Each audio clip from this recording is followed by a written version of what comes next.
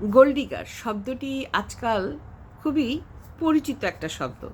Social মিডিয়াতে প্রায়ই দেখা যায় যে উমুকে বলছে ওই মহিলা গোল্ডিগার, কারণ সে একজন রিচ ওল্ড ম্যানকে বিয়ে করেছে, কিংবা ও টাকা দেখে বিয়ে করেছে, গোল্ডিগার, সেই মেয়ে গোল্ডিগার। বিশেষত মেয়েদেরকে হাইলাইট করা হয় আজকালকার যুগে গোল্ডিগার হিসেবে। ব্যাপারটা কতটুকু সত্য দেখুন, প্রত্যেকটা ব্যক্তি ভিন্ন, তার মূল্যবোধ, তার শিক্ষা, তার স্বভাববোধ, এগুলোর কারণে। তাই এই মানসিকতাটা শুধু লিঙ্গভিত্তিক নয়, যে কোনো একটা স্পেসিফিক জেন্ডারের একচেটিয়া, তা কিন্তু নয়। এটা যে কোনো জেন্ডারের একটা মানসিক স্থিতি হতে পারে। তাই শুধুমাত্র মহিলাদের ক্ষেত্রে গোল্ডিগার ব্যবহার করাটা কতটুকু যুক্তিযুক্ত, আজকে একটু এ বিষয়ে কথা বলি।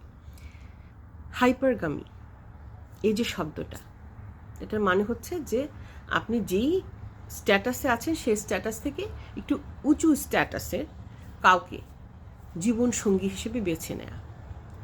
এই হাইপারগামিটা কিন্তু আদিম কাল থেকেই প্রচলিত।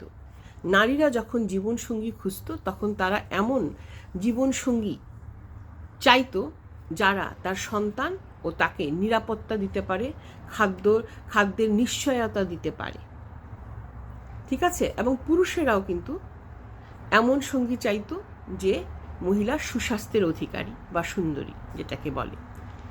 আধুনিক যুগে এটার একটুখানি পরিবর্তন হয়েছে। আধুনিক যুগে মানুষ মূলত আর্থিক স্ট্যাটাসটার ক্ষেত্রেই বেশি হাইলাইট করেন নিরাপত্তার চেয়েও।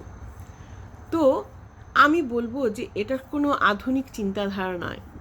কেউ যদি, কোনো মেয়ে যদি সত্যি তার জীবনসঙ্গী হিসেবে একজন উচ্চশিক্ষিত, একজন সফল মানুষকে বেছে নয়, আমার মনে হয় না এটা কোনো গোল্ড ডিগিংয়ের ব্যাপার আছে।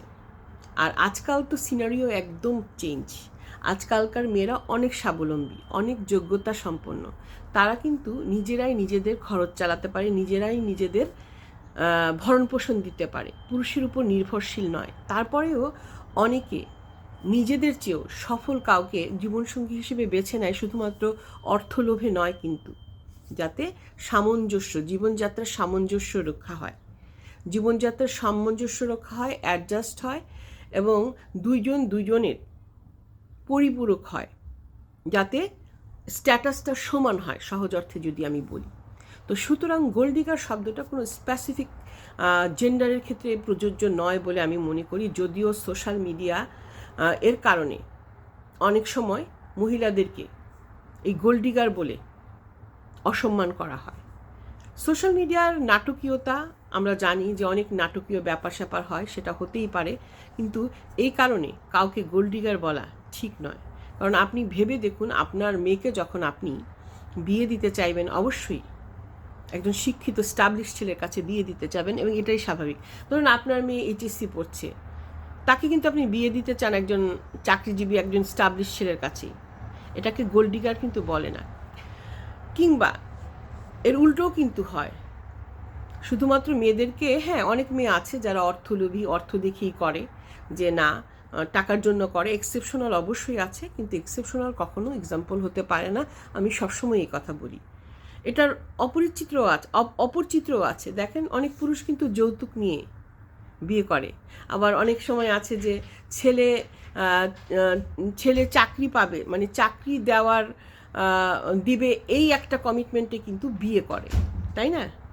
তো ভেবে দেখবেন যে এটা কোনো লিঙ্গভিত্তিক ব্যাপার না, এটা স্পেসিফিক কোনো লিঙ্গের ব্যাপার নয়। গোল্ডিগার যে কেউ হতে পারে, এটা মানুষের মূল্যবোধ ও ভাবনা। তো আজকে ভিডিওটা এখানে শেষ করছি। আসসালামু আলাইকুম ওয়া রাহমাতুল্লাহি ওয়া বারাকাতুহু।